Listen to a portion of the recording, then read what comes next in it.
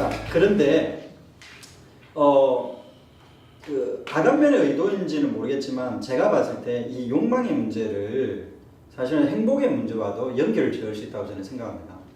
그러니까 아간면은 이제 행복의 문제를 발트 베냐민의 이제 신학과 신학적 정치적 단편이라는 맞죠? 신학적 정치적 단편이라는 그 책에서 그 지난주에 제가 한번 언급했었습니다. 세속적인 것의 질서는 행복의 이념에 적용해야 한다. 이쪽으로 한번 바로 넘어가 보겠습니다. 이쪽 3번의 첫 번째 줄 보면 세속적인 두 번째 줄에 베냐민은 세속적인 것의 질서는 행복의 이념에 적용해야 한다라는 이 말을 합니다. 물론 이제 그 텍스트를 조금 구체적으로 봐야 되긴 하는데 이제 제가 좀 기억이 좀 가물가물해서 좀 확인을 하고 왔어야 되는데 이 말은 이제 행복이라는 것은 기본적으로 모든 인간이 사실은 추구하려고 안 해도 추구하게 되는 그것으로 이렇게 얘기를 합니다. 그러니까 내가 행복해야지 행복은 우리의 삶의 목표야 이렇게 생각하기 때문에 그걸 추구하는 게 아니라는 거예요. 그냥 정향되어 있는 거예요. 왜냐하면 모든 사람들은 사실 행복해하기를 원하니까. 자, 그런데 아리스토텔레스의 말처럼 행복이라는 것은 사실 사람마다 다를 수 있는 거잖아요. 좋다는 게, 그죠? 공동체적으로 이게 그 공동체주의적인 관점이 이제 아리스토텔레스에 나온 게 그런 거죠. 특수한 맥락에서 사실은 좋다는 것은 이 좋다는 말은 사실 보편적인 이야기인데 사실 그것을 감각하는 것은 특수한 맥락에서 감각을 한다는 거예요. 자기가 좋아하는 어떤 것들은 특수적인 맥락에서 좋아하는 어떤 맥락이 만들어지는 거지. 행복이라는 게 이거야 본질이 정해져 있고 그걸 향해 모두 갑시다 이렇게 해서 되는 게 아니라는 거예요. 행복에 대한 그 자체의 정향이 있다는 거예요. 다른 표현을 하자면 행복에 대한 욕망은 있다는 거예요. 누구나 행복을 욕망하는 거 있잖아요. 그 행복이 무엇인지는 모르겠지만 그 행복의 본질이 무엇이며 행복의 공통적인 게 무엇인지는 뭐 개념화 시킬 수 없고 또는 이게 서술하기는 힘들고 그 공통적으로 합의하기는 힘들겠지만 뭐는 있다고요? 행복을 향한 지향 내지 또는 정향 내지 또 조금 더 정확하게 지금 맥락에서 얘기하자면 그 행복에 대한 욕망 그 자체는 그 공이 있다. 자, 그런데 아간면이 이제 여기서 이제 하나 묻는데 이게 행복에 대한 그 아닌 추구? 행복의 욕망의 그 사태? 행복을 욕망하는 거 있잖아요. 행복을 욕망하는 이 행복 욕망이야말로 우리의 삶의 사태다. 우리의 삶에 있는 것이다. 쉽게 말하면 이렇게 이제 말을 하려고 하는 건데 그런데 사실 따지고 보면 행복이라는 말과 욕망은 모순형입니다. 어떤 측면에서 그러냐면 쉽게 말하자면 행복은 어떤 의미로 보면 약간 고사한 거예요. 고사한 가치가 있는 것처럼 느껴져요. 그런데 이제 욕망이라는 것은 뭐예요? 세속적인 거예요. 그러니까 세속적이라는 말은 그저 그렇게 있다는 거예요. 그냥 그저 그렇게 있다는 거예요. 이렇게 있는 거예요. 그런데 행복이라는 것은 이것들의 의미 부여를 해서 그저 있는 것들을 의미 부여를 해서 어떤 유를 만드는 거예요. 어떤 종류를 만드는 거예요. 유를 묶어서 집합을 시켜서 이게 좋은 거야 라고 좋음의 평가를 하는 거예요. 좋음의 평가를. 그러니까 집단화 시켜서 이건 좋은 거야 이렇게 하는 어떤 맥락이 사실 끼어 있는 거 아닌가? 자, 그러면 이 이질적인 것이 어떻게 만날 수 있느냐 라는 논법이 필요한데 그때 이제 그 끼어드는 게 이제 메시아적인 이 메시아적인 것이라는 것은 베냐민에게서 나온 건데요. 그 베냐민이 세속화를 설명할 때 세속화 메시아적인 것 자체가 사실은 세속화 자체가 메시아적인 것이다. 이렇게 설명 간단하게 말하면 그런 건데 아간면이 이 부분에 동의합니다. 아간벤이 이제 베냐민의 영향을 받았다는 게 이제 이런 측면인데요. 메시아적인 것은 세속화다, 세속화 그 자체다. 왜 이제 이게 왜 그러냐면 메시아주의가 아니라는 거예요. 메시아주의가 아니에요. 메시아주의는 메시아라는 그 구속자, 그러니까 메시아가 나타나서 인류를 구원한다는 구원자 개념이 있는 거죠. 그러면 이런 거죠. 이 세상에 있는 것들을 메시아가 패하고 이제 새롭게 다른 것으로 새로운 새 하늘과 새 땅 가게 되는, 이거는 패하고 이거는 부정하고 이거는 긍정하는, 부정과 긍정의 과정을 거치는 일종의 변증법적인 그런 구도가 있는 거예요. 메시아라는 말을 쓰면 무슨 말인지 아시겠죠? 메시아라는 말을 쓰는 순간 그런 변증법적인 구도예요. 변증법적인 구도라는 건 막시즘이 잘 보여주는데 이상사회에 대한 그림인 거예요. 지금이 잘못됐다 비판을 해야 되고 그 비판에 대한 대안을 만드는 거예요. 대안을 만들 때 그러면 어떤 수단을 써서 이걸 극복할 것인가? 비판을 할 때 비판을 할 수 있는 능력이 있어야 되잖아요. 비판을 하고 그걸 극복할 수 있는 능력이 있어야 되잖아요. 그러면 원래 이 정이라고 하는 이 정을 반대한다면 이 반대하는 것이 결국은 어떤 수단에 의해서 일정한 진보하는 과정으로 가야 되는 거예요. 막시즘은 진보선언이잖아요. 변정법의 구도를 잘 보여주는 거라고 볼 수 있거든요. 메시아가 여기 이제 출연하는 거예요. 메시아가 사실은 이게 잘못됐다는 것을 평가할 수 있는 힘도 제공하고 그 수단도 제공하고 그리고 구체적인 대안도 제공해서 새하늘과 새 땅으로 가는 거예요. 새로운 공동체로 가는 거예요. 그게 메시아주의인 거예요. 그러니까 딱 정해져 있는 거죠. 이런 규칙에 의해서, 이런 방법에 의해서, 이런 법에 따라서 하면 예수 그리스도를 믿으면 구원을 받는다. 이제 그런 개념인데, 이제 이런 메시아주의는 사실 아간벤이 부정, 무신론자이기 때문에 이 사람이. 그러나 베냐민도 마찬가지고 유대인으로서 그 아간벤도 유대적인 사회에 조금 가까운데 메시아는 아직 안 왔죠. 유대인 입장에서는. 안 왔기 때문에 현실화되지 않았어요. 아직.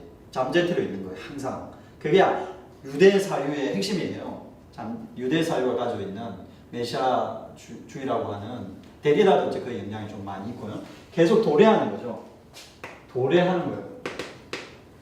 도래한다는 말이 뭐하고 같다고 했습니까? 도착하는, 오는 자는 그런 뜻인데, coming이라는 뜻인데, 올 것이라는 말이 아니에요. 오고 있다는 말입니다. 네, 이걸 그 기독교 종말론가하고도 좀 유사한 측면은 있습니다. 그러나 이제 기본적으로는 유대적인 사유다라고 생각하시면 됩니다. 아직 오고 있는 거예요. 그러나 미래에 올 건 아니에요. 이미 여기 온 거예요. 지금 여기.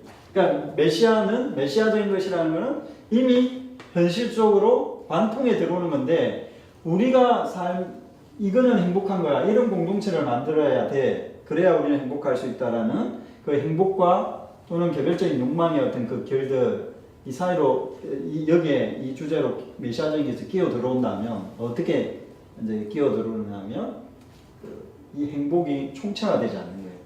총체화되지 않으면서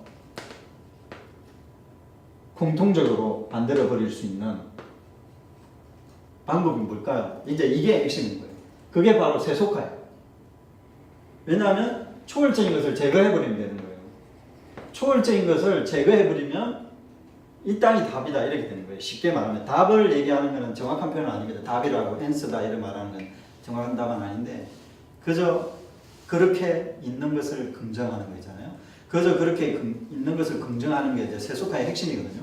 여기에 있는 것을 이제 성서적으로 한번 말씀드려보면 율법을 배했는데 왜 또 율법을 완성한다고 표현할까? 그거는 사실 없애는 게 아니거든요.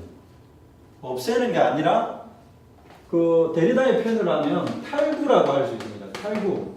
그러니까 탈구축하는 거예요. 탈구축.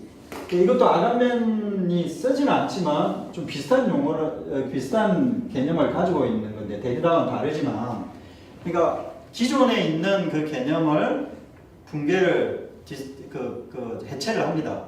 해체를 하는데 그 해체라는 것은 없애는 게 핵심이 아니에요. 없애는 게 핵심이 아니라 그렇다고 또 재구축하는 게 핵심이 아니에요. 그러니까 예를 들면 집을 무너뜨리고 다른 집을 짓는 게 아니라는 거예요. 집을 무너뜨리고 다른 집을 지어서 대안을 만드는 형태가 아닌 거예요. 대안, 얼터너티브가 아닌 거예요. 그러니까 공동체의 대안 이렇게 얘기하잖아요. 근데 이제 아간벤의 사유에 힌트를 얻는다면 우리가 공동체의 대안을 얘기하는 게 얼마나 공동체를 구현을 할 수 있을까? 이 질문을 할 수 있는 거예요. 아간벤의 핵심, 그 주제는. 다시 말씀드려보면 재구축이 아니에요. 재구축이 아니라 탈구축인데 탈구축은 제3안인 거예요. 3안. 그러니까 이런 변전법적인 구도에서 구도는 이 정의 흐름을 그대로 이어가는 거예요. 이 구도에서 크게 탈피를 못해요. 그렇잖아요. 기본 구도, 그러니까 교회에 대한 대안을 만든다 이렇게 할 때 그걸 탈피하기가 힘들죠. 교회 공동체는 이렇게 해야 된다라는 그 기본 구도가 있기 때문에 코드가 되어 있는 게 있잖아요. 그러므로 이제 그 뭔가 대안적인 뭐 이렇게 얘기할 때 그 아간벤은 그런 부분에 대해서 그 사유를 더 밀고 나가야 된다고 주장하는 거예요. 그게 마르크시즘하고도 좀 다른 거죠. 그런 점에서. 그래서 마르크시스트들이 비판합니다. 아간벤의 이런 사유를 무기력하다고. 머리로만 한다. 사유로만 한다. 왜냐하면 그럴 수밖에 없는 게 이 제3안이라는 거는 현실 안 된 거거든요. 현실화하기가 힘들거든요. 당장. 어떤 의미로 보면 현실화하는 게 목적이 아니기도 하거든요. 왜냐하면 세속을 긍정하는 거니까. 그저 있는 것 자체를 긍정해버리니까. 그렇다고 해서 뭐라고 해야 되나, 그저 있는 것들을 긍정한다는 게 뭐라고 해야 되나, 그냥 그렇게 살자, 우리가 보통 말하는 그렇게 살자 이런 의미가 아니에요. 어떤 의미일까요? 이번에 일어난 우리 뭡니까? 광화문에서 있었던 그 대체 상황들 한번 생각해 보면 그 모인 민중 총궐기대회에서 모였던 이유가 있겠죠. 그러나 이제 요즘에 SNS에서 논의되는 것들 중에 하나가 뭐냐면 몇 가지 맥락이 있는데, 하나가 왜 청와대로 가려고 하느냐, 청와대를 왜 목표로 하고 있느냐, 왜 다른 데서 이렇게 다른 데서도 할 수 있지 않느냐, 왜 여기만 포커스 맞추냐. 그리고 또 하나는 핵심 지휘 그룹이 사라졌다. 이전과 다르죠. 그러니까 이 이질적인 게 같이 있잖아요. 무슨 말이냐면 청와대로 가려고 하는 이 맥락은 사실 좋은 표현을 아는데 구시대적인 거죠. 구시대적인 거고, 그 핵심 그룹이 사라졌다는 옛날에 민중 봉기하듯이 그 철저하게 어떤 지휘 그룹이 있어서 그걸 촘촘하게 이렇게 지휘하고 하는 그런 방식이 잘 안 보인다 이런 말들이 나오잖아요. 실제로 그렇기도 하고 어떤 특정한 사람에게 너무 많이 이렇게 주지 않는 지휘 시스템을 가지고 있다더라고요. 이런 맥락들이 사실은 어디까지 이제 아간벤 논의로 얘기하자면 이게 모순적인 것이 함께 있는 거죠. 그러니까 청와대를 무너뜨려야 행복할 수 있다. 그게 행복이다. 그 다음에 이제 예를 들면 우리가 그냥 그저 거기서 쉬게 하는 게 우리의 목적이다. 그게 수단인 거죠. 뭔가 목적을 성취하겠다는 게 아니라. 아간벤이 한 예를 드는데,天安문 그 사태 때 1989년이죠.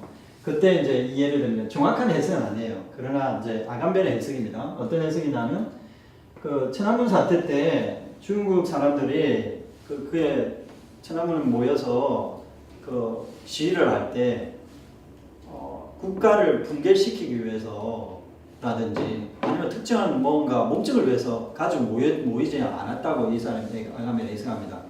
그런데 뭔가 불만은 있죠. 불만은 있고 나와서 뭔가 시위는 해야 되는데 시위 자체가 이제 목적이 되는, 그러니까 어떤 목적 없는 시위라는 거죠. 목적 없는 시위의 형태였다. 그런데 이제 여기에 권력 탱크가 이제 들어왔고 탱크가 이제 실제로 들어왔죠. 들어와서 이제 폭력을 행하는 그런 사태가 나타났는데 금방 이렇게 해산이 돼버렸죠. 사실은 크게 뭔가 뭐 물론 이제 역사적인 어떤 사건이긴 하지만 알간벨이 이제 주목하는 바는 뭐냐면 그 무능력 시위, 무능력함의 시위, 이게 이 무능력하다라는 게 현실화되지 않는 거예요. 그러니까 어떤 구체적으로 뭔가를 현실화 시키려고 하는 어떤 그 목적이 없었다라는 거예요. 그 시위 자체가. 그러므로 그런 맥락에서 무능력하다는 거예요.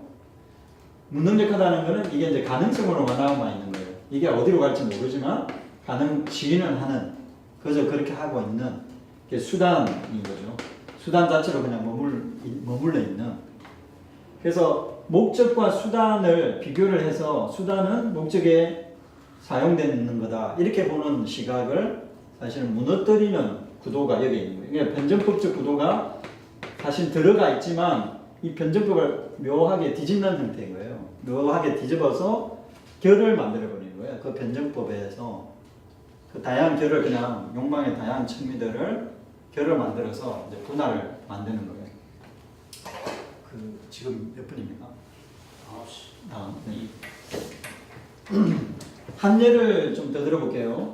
그 강의 안에 있는 예는 좀 참조하시고 무젤만이라는 많이 들어가서 있을 겁니다. 이 무젤만이라는 존재가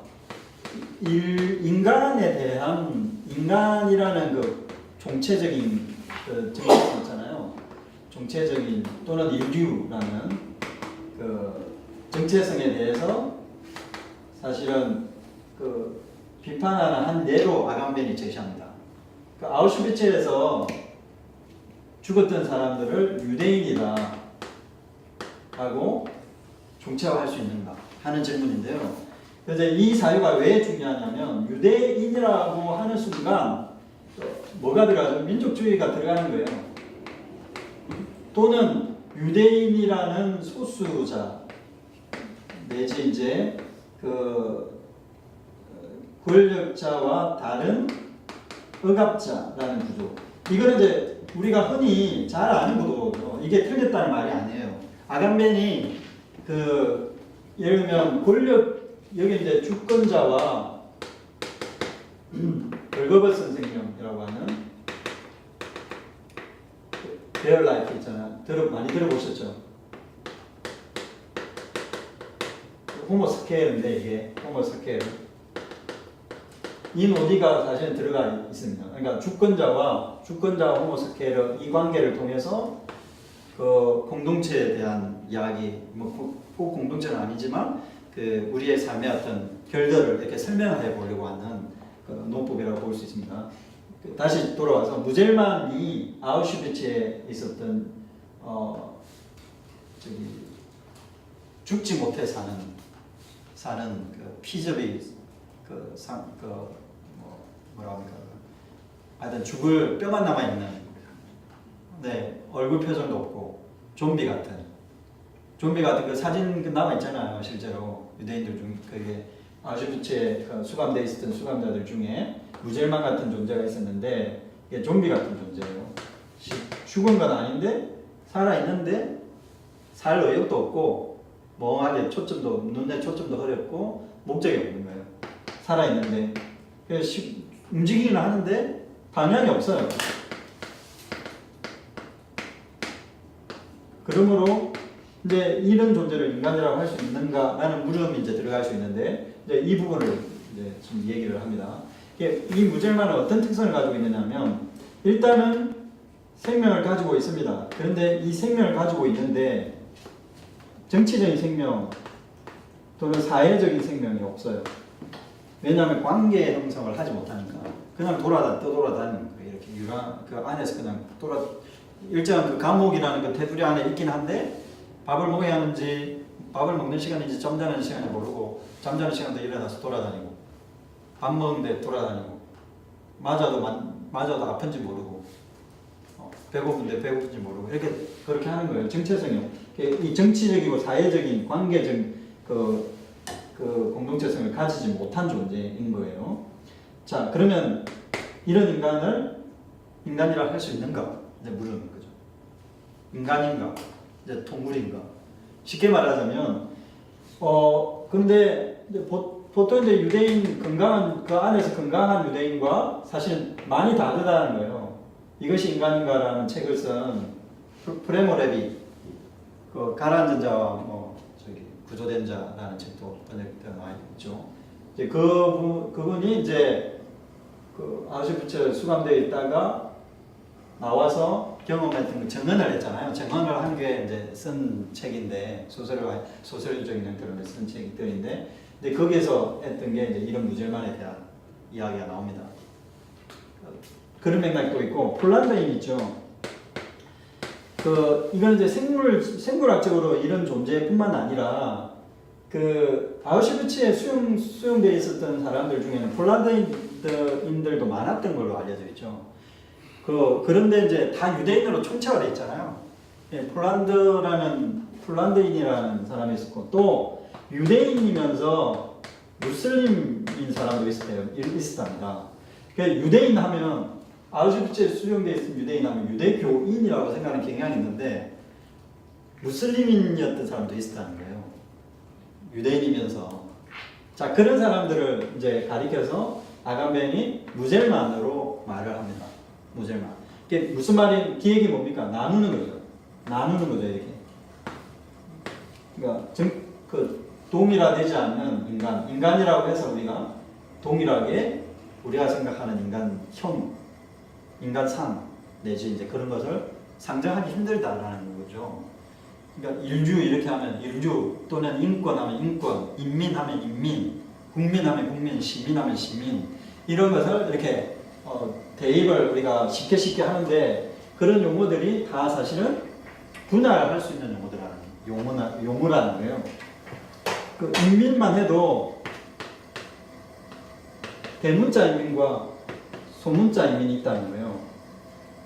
아간베의 표현으로는 대문자 인민이라고 하면 이게 이제 그 인권 개념에서 우리가 파괴적인 인권 개념에서 우리가 총칭하는 어떤 그런 개념이고, 이제 people 하면, 소문자 people 하면 뭐예요?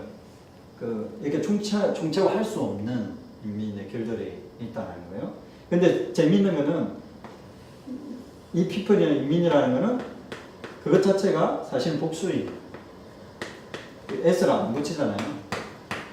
이것 자체가 복수잖아요. 그러면 이것과 이미 다르죠. 대문자로 하느냐, 소문자로 하느냐, 다르고, 그 다음에 그렇다고 해서 이게 persons로 또는 individuals 이렇게 표현을 안 했다라는 거예요. 안 하고 인민이라고 이렇게 표현하는 순간 이미 이거는 집합적 존재인데, 그렇다고 해서 집합화되는, 총체화되어 있는 그런 인민이 아닌 거예요.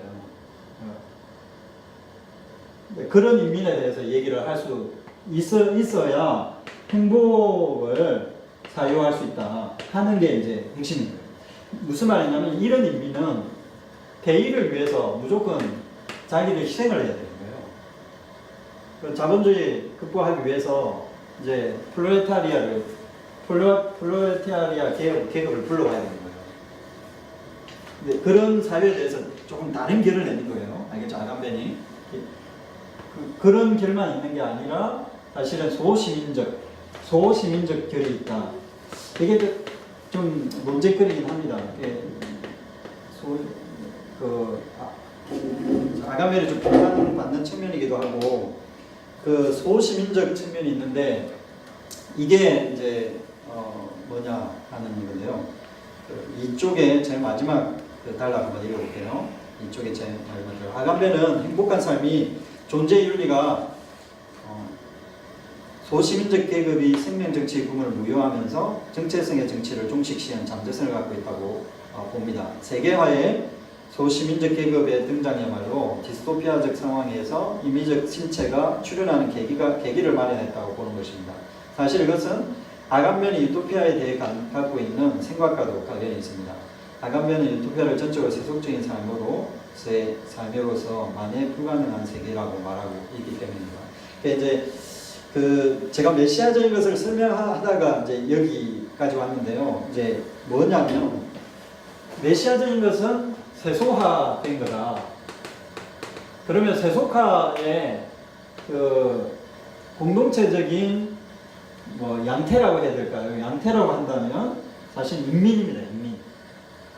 인민에 대해서 인민이란 무엇인가에 대한 공부를 반드시 공동체 정치적 맥락에서 공동체를 생각할 때는 해야 됩니다. 그래서 그 현대 철학자들이 인민이란 누구인가 이런 글들을 많이 썼어요. 실제로.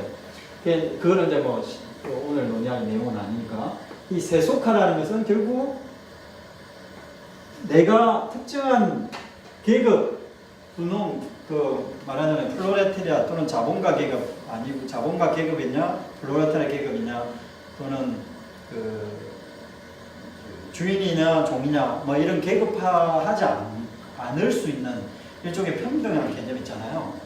그러니까 누구나 그렇게 사는 삶의 어떤 모습들에 이제 평등주의가 들어가 있는 겁니다. 이 소시민이라는 개념은.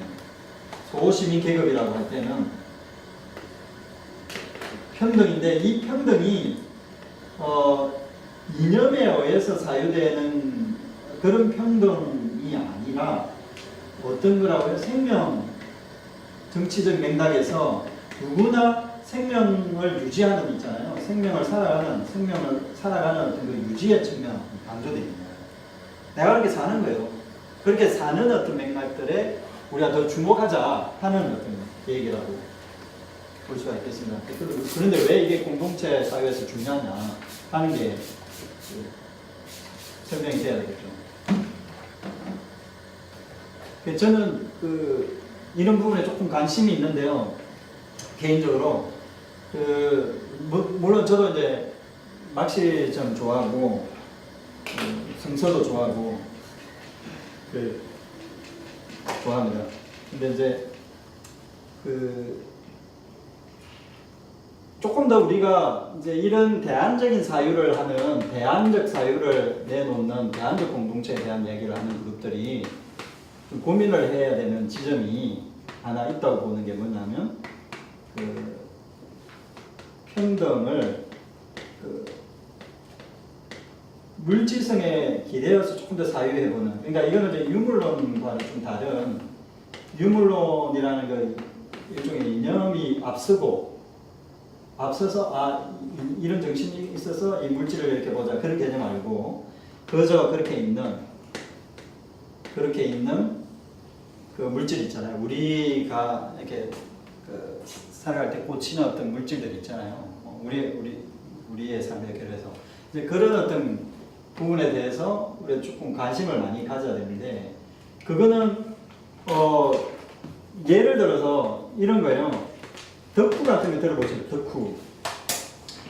기존 대한 공동체에서 담을 수 없는 존재자들이 대표적으로 이런 이제 자들이에요. 덕후 같은 걸 잘 담지를 못해요. 왜냐하면 이제 일종의 매니아층이라고 볼 수 있는 오타쿠, 일본 말로 오타쿠 같은 존재들은 대안적인 공동체가 담을 수가 없어요. 왜냐하면 대안적인 공동체는 훨씬 더 고결하거든요. 훨씬 더 이상적이에요. 이상적이란 말은 관념적이다, 이념적이다라고 하는 표현, 다른 표현입니다. 그러니까 아이디얼한 대안을 만드는 대안적 공동체일수록 뭐가 개입돼 들어간다고요? 성스러운 게 개입돼 들어가요. 이 성스러운 것을 세속화해야만 이런 존재자들 또는 이제 난민들, 몇 가지 예를 들 수 있는 존재들이 난민들, 이게 수용소에 있는 존재들, 뭐 이런 자들을 이제 담아낼 수 있다고 이제 아감되는 생각을 합니다. 물론 이제 사회적 기획, 정치적 기획으로는 막시즘으로부터 비판을 받을 수 있는 측면들이 있지만, 이제 저는 이제 그런 맥락 말고 그리고 공동체를 사유할 때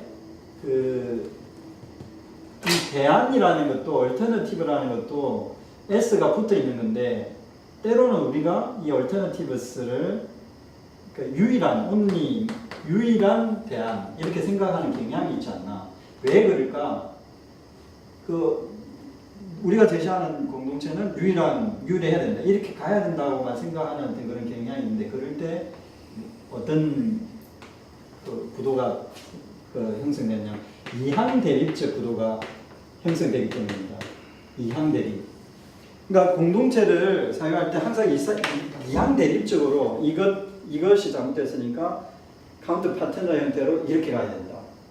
이게 이제 그 문화전쟁이잖아요. 그게 문화전쟁의 핵심이에요. 기독교인들이 잘하는 건데 문화전쟁 구도, 그러니까 기독교 세계관적 구도를 제가 싫어하는 이유가 이제 그런 것 때문에 그렇습니다. 그러니까 문화전쟁은 항상 카운트 파트너 형태로 나와요. 이것이 나쁘니까 이렇게 해야 된다라는 형태로. 그 말은 결국은 그런 논리에 포섭되는 논리라고 할 수 있습니다. 똑같은 논리로 포섭되는 거예요.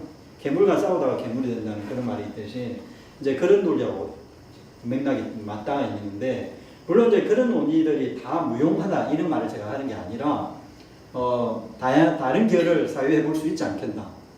그 다른 결이 뭐냐면 그저 있는 것들을 이제 생명을 보는 형태. 이제 그럴 때 어떻게 볼 수 있는가 하는, 제가 이제 이 이야기는 조금 더 해볼게요. 메시아적인 것과 관련해서 조금 더 설명을 드려보는데요. 메시아적인 것이 성스러운 게 아니라는 거예요. 성스러운 게 아니고 이제 세크리라는 게 아니라 세큐라는 거예요. 세속적인 거다. 이렇게 가는 거죠. 근데 이제 이거는 개신교 사상에도 있어요. 개신교 사상에도 있고, 뭐 보통 세속성자다 이런 말을 정언함에서는 쓰잖아요.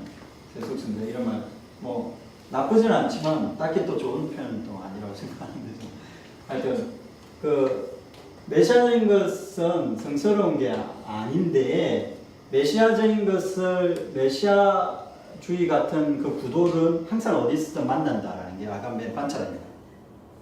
그러면 이제 그리스도인들이 이 부분에 대해서 고민을 많이 해요. 기독교를 신앙을 접한 사람들이 고민을 좀 많이 해볼 수 있는 지점인데, 그게 이제 호모사케르입니다. 호모사케르는 죽여도 되는 존재예요. 죽여도 법적 처벌을 안 받는, 그 사람을 죽여도 사람인데 그 사람을 죽이면 법적 처벌을 안 받아요. 그런데 그렇다고 희생제물로 죽여서 희생제물로 드릴 수 있느냐? 그렇게도 할 수 없어요. 죽여서 법적 처벌을 받지 않습니다. 호모사케르는. 이는 호모사케르가 벌거벗은 존재인 거죠. 벌거벗은 존재 또는 생명이라는데, 특히 인간을, 생명이라는 인간에 대해서 얘기할 때 생명이라는 표현을 쓰는 겁니다. 이제 사물이 아닌 거죠. 인간은 사실 행복을 추구하죠. 아까 말씀드렸다시피 욕망이 있고. 자, 그런데 어떤 형태로 권력은 공동체 이름으로 권력은 이 벌거벗은 존재를 기생 삼아 건재하느냐 하는 게 아간벨의 분석 방식입니다. 이건 어디든지 다 있다. 그래서 이제 수용소라는 예로 드는데요. 어디든 이 세상이 전체가 수용소다 이렇게 말을 해요. 수용소 캠프다 이렇게, 세상 전체가 우리는 수용소에 살고 있다 이런 표현을 쓸 정도로 이미 이 세상 전체가 주권 권력의 뭐라고 해야 되나, 자기들의 권력 구도에서 이 벌거벗은 존재를 활용하는 어떤 그 구도가 아주 맞물려 있다라고 권력 비판적인 생각을 이 사람이 가지고 있습니다. 권력 비판적인. 그런데 이제 권력 비판적인 생각을 가지고 있다는 말은 막시즘적인 요소들이 있다는 거예요. 공산주의 사상이라는 거예요. 쉽게 말하면.